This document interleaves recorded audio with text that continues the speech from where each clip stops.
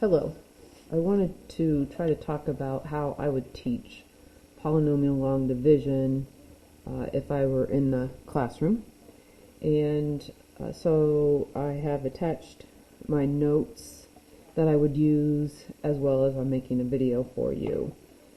And so first of all, we need to go back to how do we divide when we're using just numbers. And some of you are thinking, well, I'm just going to type that into the calculator. But what we're going to do is we're going to take 951, we're going to divide it by 7.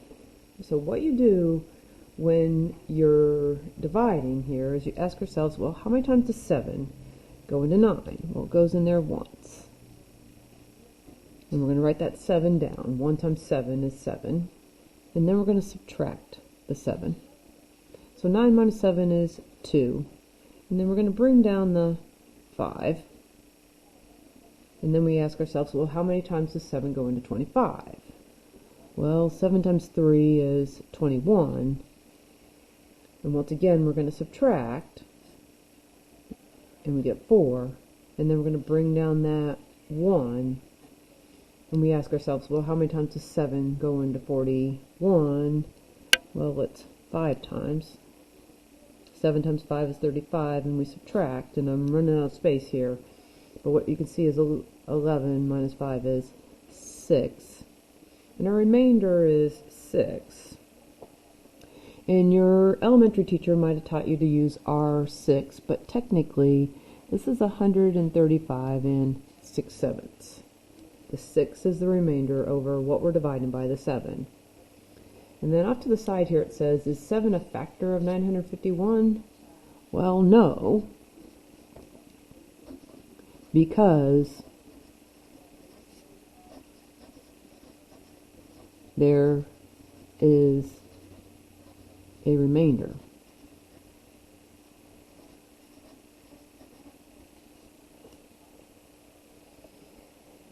So as we look here to section 2, it says when you factor a polynomial, what you're trying to do is you're trying to find a factor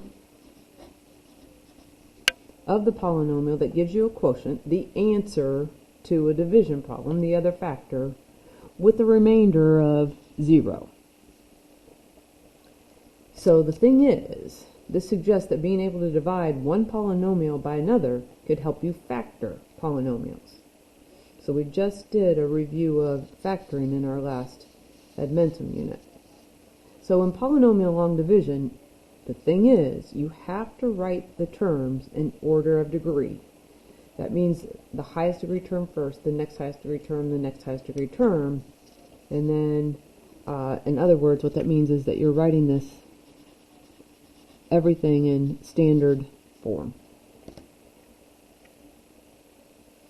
So let's take a look here at how do we divide. And I've got some directions off to the side here.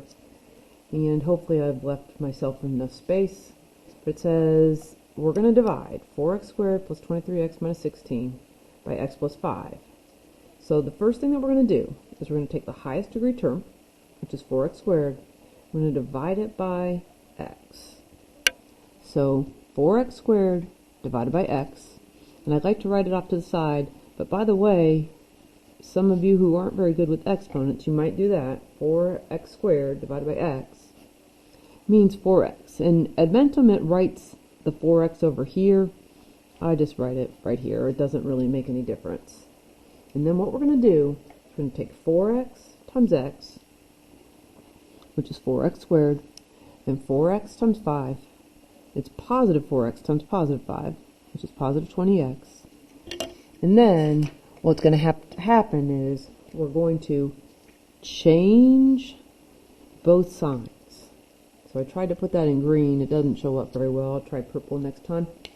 And what happens is the 4x squareds cancel out. 4x squared minus 4x squared is 0. 23x minus 20x is 3x. And we're going to bring down the 16. So we did that. We multiplied the 4x times the x. We multiplied the 4x times the 5. That's where the 20x came from. And then we subtracted. But instead of subtracting, I oftentimes say change both signs. we brought down the negative 16, and now we're going to go through that same process again. So now what's going to happen is we're going to take 3x, and we're going to divide it by the x. It's all going back to here.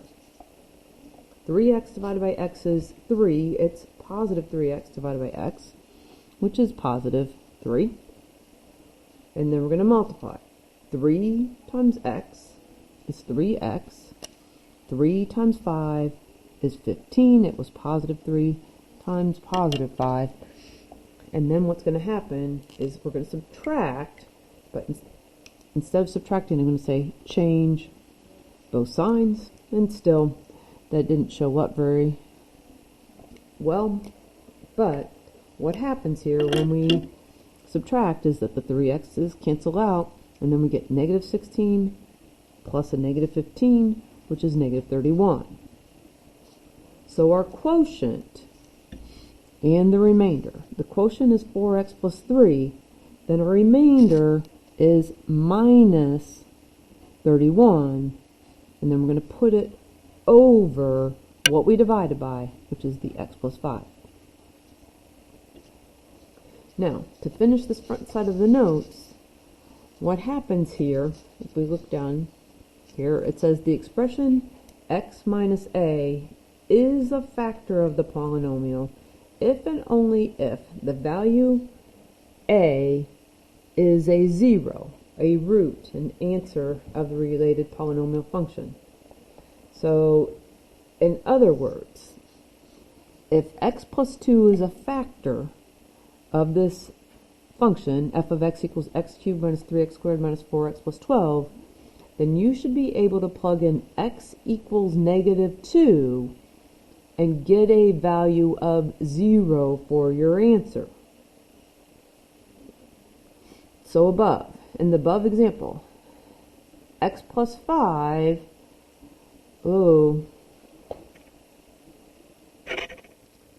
had to stop and think for a second. In the above example, x plus 5 does not divide the polynomial 4x squared plus 23x minus 16. So therefore, x plus 5 is not a factor, and x equals negative 5 is not a root. And by the way, why did I say x equals negative 5? Well, what happens is I took the x plus 5 equals 0, and I subtracted 5 from both sides.